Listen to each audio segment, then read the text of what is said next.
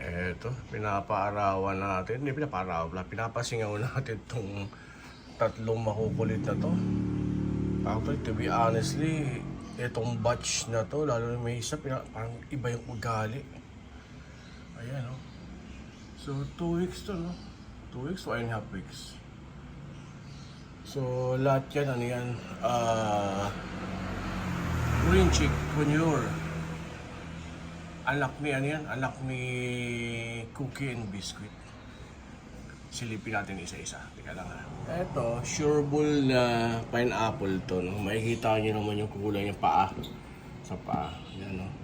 Pati yung buntot. Yan, medyo yung pin feathers niya lumalabas. Ang kabagulo. Yan kayo sa kaway. Yan. So, 2.5 weeks na sila. So, mula nung hinanpid ko sila, ang bilis. Kasi, syempre, mas maraming nutrients and minerals yung pinapakain using our formula, no? Handpid formula. Ay, ang bilis naglabasan kagad yung pin feathers na laban ko na kagad. So, ito, lagi naka-smiling face to. Hi, hello, uy, hello naman. Oh, di ba? Yan siya, oh. Say hello. So, ngayon, yung dalawang nandoon,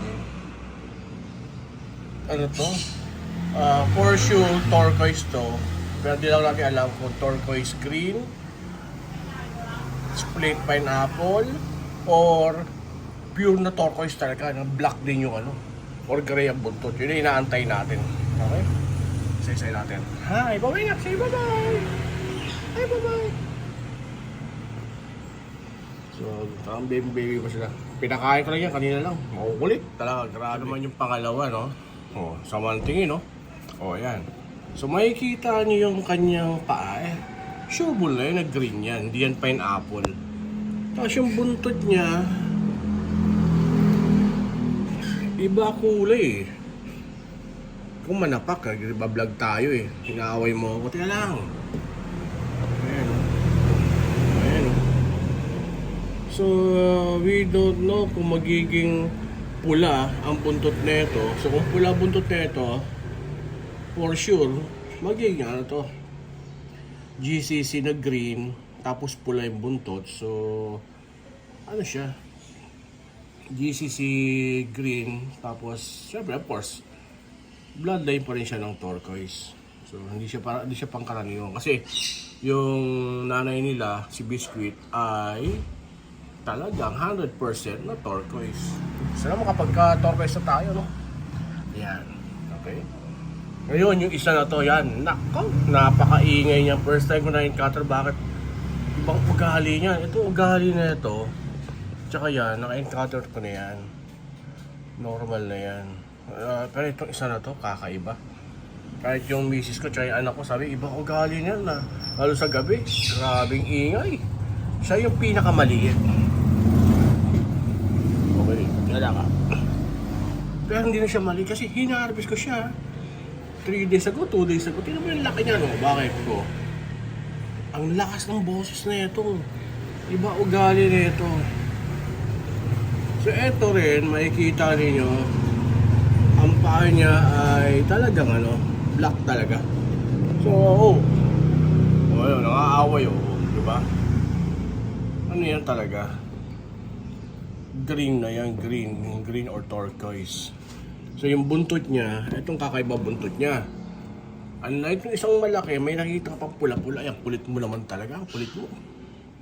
So, makikita mo to, wala kang makitang pula. Ayan, yung buntot, dark. Gray. Sana pumutok. Pin feathers na. Yan. Okay. Napaka na ito. Takaw. Okay. So, yan sila. Ano? Ha? Ay! Naglag ka. Tungaw. So, yan ang ating latest na mga harvest na hand feed natin talaga. So, since bago sila on the first 1 month nila or 4 weeks to 5 weeks, 4 times ko sila pinapakain every day. So, isang 6 a.m., isang 11 a.m., isang 4 p.m. at isang 9 or 10 p.m. So pag naging ano siya, pumalo na ng 5 weeks, 4 or 5 weeks or 1 month, saka naman natin sila magiging 3 hanggang sa maging 2 times a day na lang kaya lang mga kain.